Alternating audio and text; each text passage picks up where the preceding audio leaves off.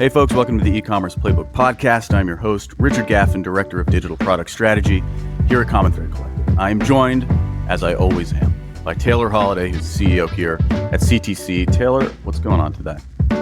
Well, I'm on a new diet, Richard. Get out of here. Moved out of a bulking phase into a cutting phase here, and so I'm on. So let's see, about 300 milligrams of caffeine and no food. So I expect to be high energy today. Excellent. Sorry, so that's the diet?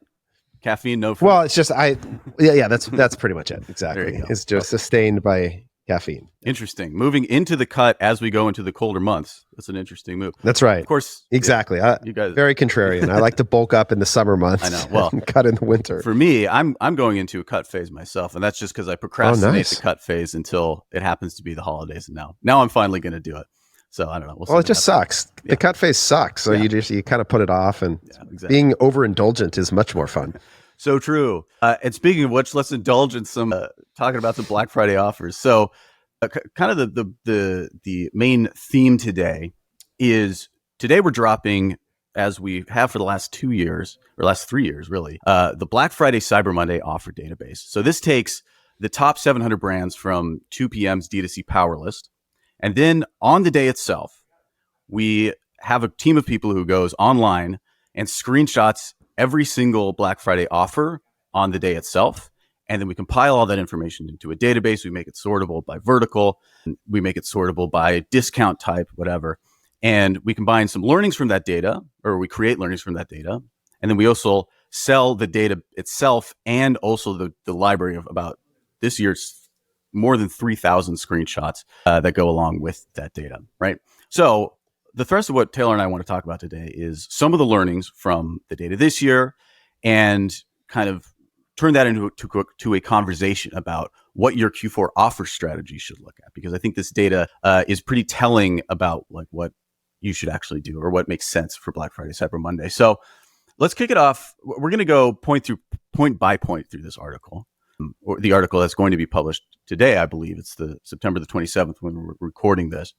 And just sort of talk through some of our learnings here. But the one I want to start with is in some ways the most interesting one, because this is the only data point that really fundamentally changed year over year, was the fact that the most common Black Friday offer type last year was no offer at all. Almost 30% of brands on this list ran no Black Friday offer whatsoever. Generally speaking, the site-wide discount is the winner, but the site-wide actually dropped to second place at about 25%. So Taylor, let's kick it off there. What does this mean? And does this mean everybody should run no offer this Black Friday? So one, it's important to understand, we see our role in the ecosystem of D2C as context. The benefit of an agency is we have a really broad view of things. And one of the things I see happen over all the time is that it is very easy for an anecdote from an individual brand to become the driving narrative for the entire industry. And that is really dangerous. Yep. And so this is a great example of a narrative violation, which is that I'll say myself, never would have anticipated this to come back as the data point in looking at last year. Like if I think about my experience or my anecdotal understanding of last year, I never would have thought that more brands ran no discount. But when you have multiple years of the same 800 brands and thousands of examples of offers, you can track these things in a way that actually gives you clarity of what's really occurring across all of them. And so it was. Last year, we saw an increase in the amount of brands that ran no discount. Now, I don't know, knowing some of those brands, I have intimate knowledge of some of the brands that I've seen that have changed, that this was a great idea. I don't know. I can't comment on the performance relative to expectation for these brands, but I think there tends to be, in this moment, a grand temptation to be contrarian. Mm-hmm. Is that it feels like I have to find some way to cut through the noise of Black Friday and Cyber Monday. And we've seen, the REI example is rooted in everyone's head, where they got a bunch of PR for shutting down their site, saying go outside or whatever. And so we feel this pressure to do something different. And I notice this a lot in entrepreneurs, especially with like ads are a great example, where sometimes we forget that we're advertising to somebody who doesn't know us. Mm-hmm. And I remember this at Kalo. We used to have, at Kalo, we had this general intro to the brand that was, a silicone wedding ring was the wedding ring for the active lifestyle. And we had to sort of generally introduce this idea, right? And then eventually you sort of forget that you're still introducing it because you've run that ad so much that you're like, I have to say something new and novel all the time, but you always have to remain in this introductory phase. The same is sort of true for Black Friday, Cyber Monday, is that because you ran 20% off last year, you feel like I got to do something different. And there's pressure to do that. And this feels a little bit like me, like an attempt at contrarianism that I would not actually recommend following. Mm-hmm. Yeah, I think maybe one of the lessons there, or the thought I was just having, was that still every single year people shop on Black Friday because they want the product. They don't shop for the product because it's Black Friday, if that makes any sense. And so I think that the idea there is like, yeah, if you don't make noise, or rather people are expecting you to do something similar to like a Super Bowl ad in some ways, where it's like, oh, it has to be sort of surprising and interesting. And Black Friday is this huge day for advertising.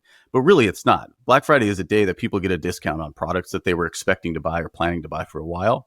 And so doing something out of the ordinary, unless it's very specifically brand related or you're big enough to pull it off, like it just doesn't make sense to do anything other than, I think, like the sort of set of things that we're going to walk you through as we talk in this podcast. Here's the truth about Black Friday, Cyber Monday. Black Friday, Cyber Monday is the realization of a year's worth of commitment to brand awareness driving and new customer acquisition. That's what it is. So if you are in a place where you haven't been committed to that, then you're finding yourself scrambling to drive disproportionate value capture relative to the rest of the year. And I'm stealing that line a little bit from Ben at True Classic Tea, who we mentioned that I was on the panel with him last week at Commerce Roundtable. And that's exactly what he said, is that Black Friday and this holiday period is just the realization of all the work you've done so far. All the commitment to the top of funnel actions and all the commitment to new customer acquisition, so that when you go and you say to everyone, here's our best offer, it's simple, it's clear, it's communicative of the product and what someone gets, you satiate a ton of pent-up demand and awareness for you and consideration of you in a moment. And it's not about novelty and cleverness. It's about clarity and realizing all of that work that you've done up ahead of this moment, where the cultural demand for buying things meets the awareness of your product in a way that helps you realize a bunch of value. Yeah. I think, the only brands for which novelty makes sense is something like Cards Against Humanity. Remember, they raised their price $5 or whatever, because that's what people expect and in some ways hope for from them, right? But nobody's brand is that, right? So that novelty aside, then, is there a situation, or under what circumstances would you say it makes sense to run no discount? You have no inventory. I think Sure. I think that's the answer. Yeah. There are brands. This is real, right? Like, so if I think about, I was just listening to Andrew talking to Curie on their podcast, and they're talking about running out of inventory all the time because something happens. Like, I don't know their circumstance, but I'm just saying that if you are light on inventory, you want to maximize the marginal value of every SKU. And the reality is you might not need to run a discount to do that. And so don't, hold your ground, maximize that value capture. But for most people, I think they're probably, if I were to look at a spectrum of like too much inventory to too little inventory, we're still probably on the too much inventory side. And the likelihood is that running a discount is going to actually help to sort through some of that problem and turn that back into a cash ahead of maybe your sort of lull or the valley of your market, of your revenue calendar. And so I think most people, it's time to push it and go realize as much of that value as you can. Yeah. Moral of the story: the solution to the amount of noise on Black Friday is not to make no noise whatsoever by having no discount. So here's a bet. Let's make a bet real fast, Richard, for everybody listening. Do you think it's up or down this year? No discounts? The amount of none. I think it's down. I think it's down too. It just like the amount of brands for whom it didn't work last year, it's going to sort of make a meaningful impact on what happens this year. I wouldn't be surprised if it's down below the 2021 number. So let's see. 2021 was 22% of brands ran none. In 2022, it was 29% ran none. I'm betting the over-under, I'm going to set at the 2021 number, 22%, and I'll take the under. I think we see sub 20% of brands run no discount. Okay. I'll take the mild over, just over 20%.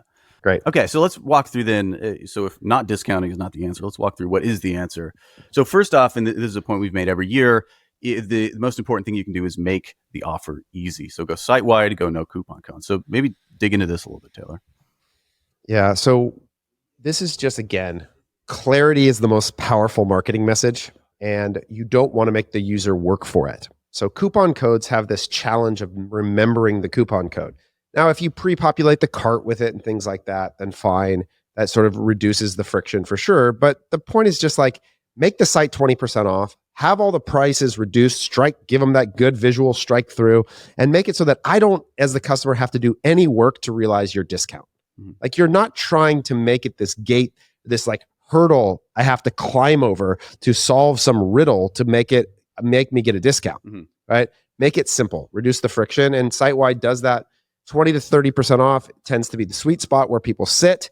Sub 20% off doesn't really make a difference. Most of you are running 10 to 15% on your welcome pop email already. So that sort of provides the line that you've got to clear to create some sort of new incentive. And that usually sits in the 20 to 30% off range in a way that makes it really easy, 20 to 30% off, and go from there. What can happen, I say, the next most common thing that we see, so if site-wide is at 25%, right next to it is select SKUs.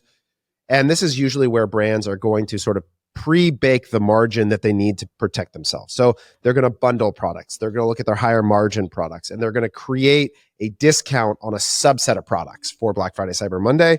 This is often where you're also trying to liquidate inventory and things like that. And so rather than everything being off, and in a really broad set of SKUs, inventory is probably different across all of them. And so maybe you're like, hey, this is our core product. We're actually going to sell out of this at holiday at full price. We don't need to run a discount here. So we're going to take this subset of things and we're going to discount it. Those two were neck and neck. Site-wide 25% off, select SKUs 24% off.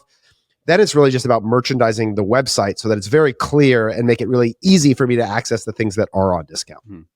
And so then you kind of touched on point number 2, which is to say that less than 20% is not a discount. And I think that raises the point that making noise on Black Friday to some extent is about creating contrast with your own brand's messaging throughout the rest of the year as well. So to that end, like you're saying, 10 to 15% discounts usually are available all the time on most brands' websites. So make it deeper than that. And then you kind of touched again on the third point, which is about profitability. And our point here and in the article itself, it's about guiding you through like how to plan out and forecast Q4 so that it remains profitable for you. But I think that kind of gets into the situation where a 20% site-wide discount may not make sense for you in terms of profitability and margin. So maybe talk through a little bit about our points around profitability during this time. Yeah. Every year, here's the thing that's going to happen. Drew Sanaki has a Twitter thread from Postpilot that he's going to publish about how one year they ran a discount on Black Friday, Cyber Monday, and lost a bunch of money on the sales. And you're going to hear these stories, and it's going to be intended to sort of illustrate this point. But a bunch of people are going to use it as validation to not run discounts. And I'm telling you, that's a bad idea. This is just about being financially prudent with whatever offer you're running. Right? Anytime you run an offer, whether it's Black Friday, Cyber Monday, whether it's your Labor Day sale, or whether it's your core customer acquisition offer, ensuring that you understand the marginal value of that sale and the CAC at which you're acquiring the customer, and ensuring that you make money on that is critical to that's like a basic principle of new customer acquisition. So guess what? It still applies here. And because discounting tends to be the primary mechanism of this moment, discounting is margin destructive. And so you just have to make sure that you're doing the math about how you set that offer target, how you understand the total variable costs associated with it, and that you make sure that you're planning your targets for acquisition accordingly. Now, one of the areas I'll tell you that people tend to miss on where this gets compressed or screwed up is that what happens when you discount is actually that AOV goes up because people buy more things. So this is like a thing that's like not intuitive, is that you think that when you run a discount, what happens is the prices get lower, so your AOV goes down, but that's not what happens at all, especially on Black Friday, Cyber Monday, is you increase the discount, AOV goes up because people buy more things. And so what that also does is it can change the dynamics of your shipping so that maybe there are these thresholds where you move into a different DIM, so like dimensional weight of the product, so your shipping cost increases. So you do have to do the math of understanding that part, because where I have seen people not do a good job of anticipating is they don't understand that the units per order is going to go up. And so then the box that they're shipping in, or the way that they're doing their pick pack fees, they're not doing a good job of anticipating that. So that is one part that I would make sure you understand is if the units per order go up, how does that affect your fulfillment fees if you're getting charged on a per pick basis? And then how do you think about how you assign cost to the customer in light of that? So that's one area to just take some time and do the math. So speaking of which, maybe you can't answer this offhand, I don't know, but what percentage of, let's say, our portfolio of clients or brands and stat lists or whatever, do you think can handle a 20 to 30% site-wide discount without it being a major profitability issue? I mean, all of them can.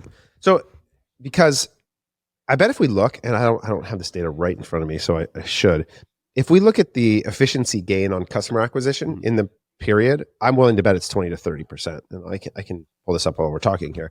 But that's the offset here, right? Is that you're trading an increase in AOV, which is more total marginal dollars, and an efficiency gain in acquisition through increased conversion rate that offsets the marginal value of the sale.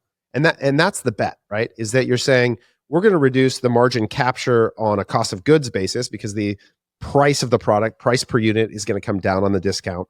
But my efficiency on acquisition and my increase in conversion rate are going to offset that in a way that wins. And so that's what we're all betting on in this period of time. And so every brand, I would say, can sustain it. They can. It's just a matter of really getting clear on the economics and making sure that you're not. Now, if you have products, like there are some brands that are listening to us that are retailers, and so they have less margin. Maybe you have way less gross margin per SKU, and so there's just not that much room here, and you have to be careful. So again, be thoughtful, understand your unit economics, and make the right decision. But for us, I would say most brands are. Now, we have a couple of brands that have a principled no discount policy. It's just their brand ethos, and they're committed to that, and so that's what they're going to be doing. They're going to offer free shipping this holiday, and that's going to be the best that the customer gets. Yeah. Okay, so to that point, maybe specifically about AOV, we have our point 4 in this article is around if you can't make the unit economics work, go with the spend X, save Y, or buy X, get Y model, which is another way of, I mean, essentially it's sort of like the gift with purchase model, really, which is to say that you're able maybe to manage margin a little bit more while still giving people a discount that feels sort of all-inclusive or all-encompassing or bigger than normal. So that could potentially be one tactic around if you can't do a site-wide offer or you don't want to. But that kind of leads into... Oh, go ahead. Well, so one, that was the biggest gainer in terms of percentage increase in offer concept was actually gift with purchase or no, sorry, buy get. Buy get was the largest. And we do this for Bamboo Earth, right? And here's why. Okay, if your product costs are less than 20%, so in Bamboo Earth's case, our product cost is actually like 13 to 18% per SKU. So if you do buy one, get one, that to the customer feels like almost a 100% discount on something. If I buy one, I get something completely free, high perceived value, but the actual cost to us is only 13%, right? Like, so you're adding on a different margin profile that the take rate for us as a business is actually better on a buy one, get one than it is on a 25% discount.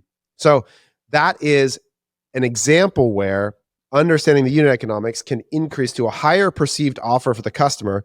Buy one, get one is a higher perceived value than 20% off. And yet it's still a better deal for us as a business in terms of how we make money. And so for brands where you have low product costs and lots of gross margin per SKU, buy one, get one, or buy get something tends to be a really powerful offer concept. And is it, generally speaking, do you do buy one, get one of anything, or is it buy one of X, get another one of the same product? Usually of the same, and that's on the back of two insights. One, it's a technical thing; it makes it way simpler to build that mechanism versus them having to make another choice. And then secondarily, you know what the most common second purchase is in almost every brand across every product category on earth? It's the same product again. And this is true even in like shoes. Like a category where you'd think like white sneakers, what's the most common secondary purchase? The same product again. And that is I have seen very, very, very few cases where that is not true for a business, that the most likely second product a customer is going to purchase is the same as what they bought on the first. Fascinating. Because I was going to say, like, maybe for Bamboo Earth specifically, it makes sense because it's a cosmetics brand and people need multiple of the same thing. But that's an interesting insight that, like, ultimately people just want the same thing over and over again. So there's not a more overrated principle in e-commerce than cross-selling. Interesting. It's like it is so overrated in how rare customers will actually cross-sell into new product categories when they come in on a specific one. Fascinating. All right, clip it, Corey. That's a good one. Okay, so then in terms of boosting AOV, which is something we discussed, that's sort of like one of the big advantages of Black Friday. Building, if you're not doing buy one get one, creating tiers or bundles or something along those lines to sort of guide people towards building bigger carts, stacking AOV, growing their AOV, that kind of thing. Any insights there on bundles and tiers? Because I've observed that this is one of the most complicated types of offers, and it's hard to understand. So what's your take on the bundle tier type? I agree. I think it's hard to communicate. Mm-hmm.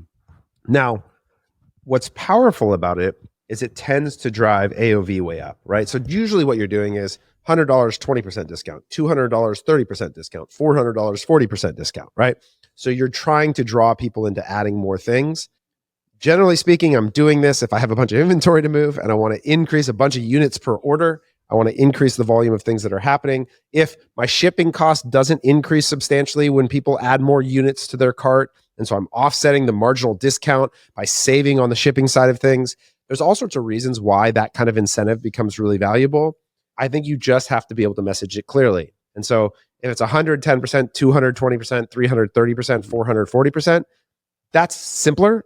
But the second you start asking people 100's 18% and then 200's 22%, and then you're like doing math in their head, that becomes more complicated. So I think it's just a messaging thing. And I think clarity is what I would encourage more than anything else. You either have to, if I were to think about an XY matrix of clarity and novelty, okay, that maybe the most powerful message is something that's novel and clear, if you can come up with something like that. But then I would say the second most valuable is not very novel, but clear. And the worst is not novel, not clear. So if I think about each of those quadrants, I just want to make sure that I'm really high on the clarity spectrum before I fight for this novelty or nuance in it. Because it's just I'm in an email, I'm on my phone, I'm like, what's this offer? I don't understand. It's confusing. Is this good for me? Is it bad for me? You just want to make sure people understand. Yeah. One example I think that kind of hits that novelty and clarity piece is, I want to say it was Cotopaxi maybe 2 years ago, did one where each item that was in a specific tier of you get X amount, $100 off this set of products, $200 off this set of products. And then if you bundled them, you would get a certain discount, but it was all visual. So it was basically on the website, you saw sort of $100 off, whatever, and then images of the specific product that fit into those tiers. And then you could sort of build your cart and it would do the math for you in the cart to the side. And so I think one thing that I've observed about the tiering system is that it's really hard to explain in words. So if there's any way that you can not use words and use visuals to illustrate what the tiering looks like, I think that's probably the way to go. And the only real way to make it make sense off the bat, I think. So speaking of visuals, let's go to point 6 here. This is a little detour into the world of creative. Unlock joy with holiday themed aesthetics is how we've headlined this. Now, that's just, in some ways, that's mere observation that obviously most brands, when they run Black Friday sales, are speaking to the moment. It's Black Friday, the holidays are here, time to get gifts. Maybe speak a little bit about what your sense of the importance of that is. Yeah, this is where I actually have this part of me that is a brand marketer, that I really believe that this falls into this category of, I don't have definitive data to prove it. And if I were running a brand, it's just something I would care about, because I would care about showing that we understand how to meet the customer where they are all the time. That would just be a principle of mine of presenting our brand in a way that fits into the life of our customers in a way that is consistent with the moment. But thinking about how your product visually meets into the season, in the holiday season, into the aesthetic of people's lives, I believe matters. It's the Starbucks red cup, right? It's just that there's an idea about what we have culturally is how we behave, how we decorate our homes, how we engage in this moment, that I want to be a part of for the specific customer subset that I'm serving. I always want to help them to see us in their life. And so the more that I can understand that and visually present that, I think the better that you're going to be. And so go ahead. Sorry. I was going to say maybe that kind of speaks to, or made me think that the place in some ways for novelty or for feed breaking, whatever, is in the creative itself. Obviously, everybody's going to have a similar holiday message, but making it yours, specific to you, specific to your brand, and then make sure that the offer isn't novel. The offer needs to not be novel, but maybe the creative benefits from a little bit more of that, if that makes sense. That's right. That's right. I think that clarity plus seasonal moment really makes sense. And here's what I would go do. There's a woman, her name is Salma on Twitter, and she has been doing a lot of awesome examples of Midjourney plus AI product photography, where what she is showing is how to use AI and Midjourney to create the landscape or background imagery that you can then set your product into. And she's doing examples all the time. And this to me is an example where, you know, what's really hard to do is to actually plan and produce a photo shoot where you have snow or where you have, you know, a beautifully decorated home that is holiday themed. But this is where I think AI is going to transform brands and bring them into landscapes and settings and backgrounds and flat lays and all these different elements. So I would go look at what she's doing. And this is a way that I think if you wanted to dabble into leveraging a tool like Midjourney or what ChatGPT just rolled out with Dolly, like this to me is an area where getting into these background settings and trying to figure out how they might work for your product is a big opportunity. Yeah. Okay, so let's move on then to our next point, which is point 7 here, which is this idea about reserving your best offers for email, SMS, and DM. And so again, this is partially an observation as much as it is a suggestion, but one of the examples that we have here is around Dollar Shave Club, who didn't run a Black Friday sale, but then did run a huge sale that was only messaged through its email list. Now, of course, Dollar Shave Club is pretty big, so maybe they can afford to do that more than others can. But maybe talk through that, like the value, maybe more generally, the value of email on Black Friday, because I know that's been a huge point for us in the past.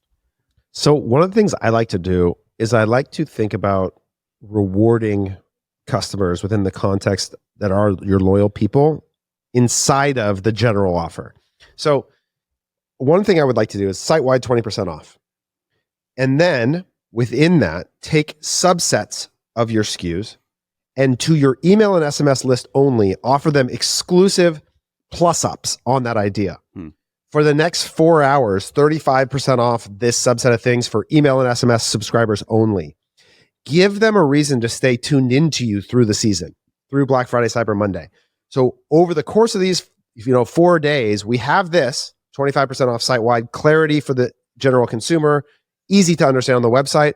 But in these channels where you can communicate a little bit more specificity, every 4 to 8 hours, again, depending on your capacity to manage this on a creative production schedule, do these special drops. Like leverage this idea that like, ooh, I should be checking in on this SMS all the time to see when the thing that I want might hit an additional plus up moment. And so I think that that's something that Dollar Shave Club did really well is they made people who were on the email and SMS list feel like they were on the inside, that there was something special about them by receiving these exclusive offers inside of that channel. And I think that's a good strategy. I think it's a good way to merchandise or differentiate your customer base a little bit. Right. And that then plays in, of course, to point 8 here, which is integrating VIP and loyalty programs for LTV as well.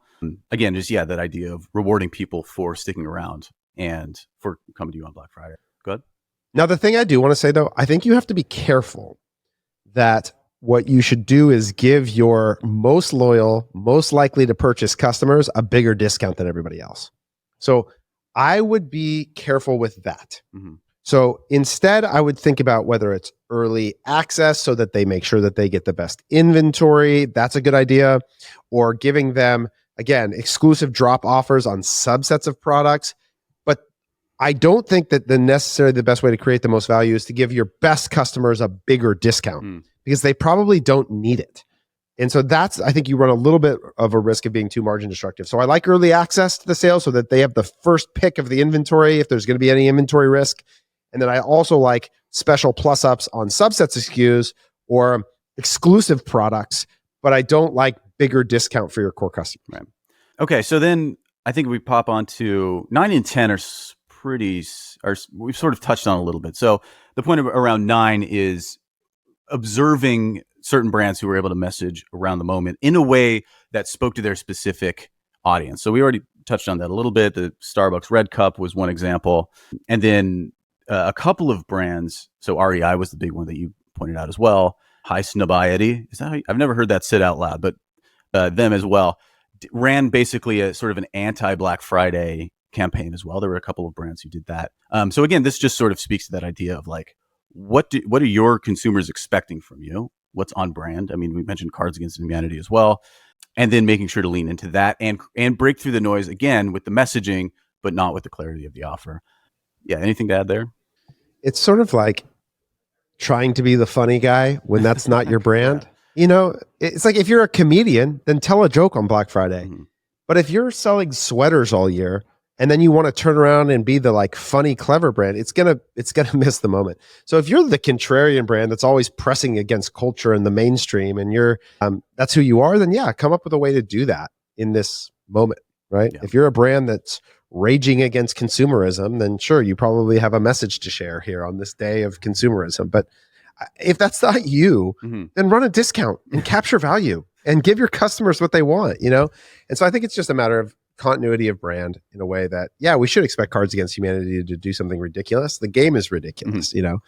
And I think like if you look at number 10, when we start talking about this idea of gamifying things, yeah, like Shinesty, again, their brand is predicated on ridiculousness. Like that's the brand. And so the sale should be ridiculous. You should almost expect that I have to jump through some insane hoops because that's who wears Christmas suits to Christmas parties. You know, like it's like they're on brand for who they are. And so I think that's a lot of it. It's just, again, be who you are. It's not the moment to deviate significantly from that. Right. Cool. So I think, well, I mean, honestly, that does cover all 10 of our points here. But I think, is there anything specifically that you want to maybe dive into a little bit deeper or that we haven't talked about thus far? The last thing, and we're going to talk a lot about this over the course of Black Friday, Cyber Monday, is another trope you're going to hear besides the Drew Stanaki discount is you're going to hear that Black Friday, Cyber Monday customers are bad for you. Yeah. This is wrong. This is wrong. This data is inaccurate. Okay. What people are going to try to cite is the decrease in LTV that you get off the customers that you acquire in this period. We have data around that, and it does exist, and it is small. But that's not how we think about the value of a customer. The value of the customer is relative to their value against the cost to acquire them. And when you look at LTV to CAC of any customer cohort throughout the year, this is actually the best customer. It's the most efficient when you think about that relationship. The efficiency to acquire them against their value over the long term, it's the best customer that you'll get all year. And that is like the part that is, again, narrative violation. So one of the things I would really encourage you to do, avoid any single anecdote that you read. Seek out the largest sample of data that you can, and then also prioritize into understanding your individual data. What is the value of your customers that you've acquired of this? How can you look at that cohort against the efficiency against? So intimately understand your data, avoid anecdote, and go get as many customers as you can at this point. Hell yeah. And speaking of data, boy, do we have some data for you. So this is, again, the Black Friday Cyber Monday Offer Database is what it's called. It contains, again, information on offers that goes down to offer type, what happened on Black Friday, what happened on Cyber Monday, breaks all the information down by industry vertical, and then also contains, again, and this is honestly one of the biggest values of it, is almost as a swipe file, screenshots of 3,000 screenshots rather, that correspond to the different brands that are in the database that allow you to see exactly what they did on Black Friday. And from that to sort of think through exactly what you're going to do this Black Friday. So check it out. We'll have a link in the show notes for you to get it. It's $99. Come over to our site and check it out. Yep, absolutely. 3,152 examples, sortable. If you need inspiration, now this is it. Go get it. So there you go. All right, folks. Thanks again for joining us, and we will see you next week.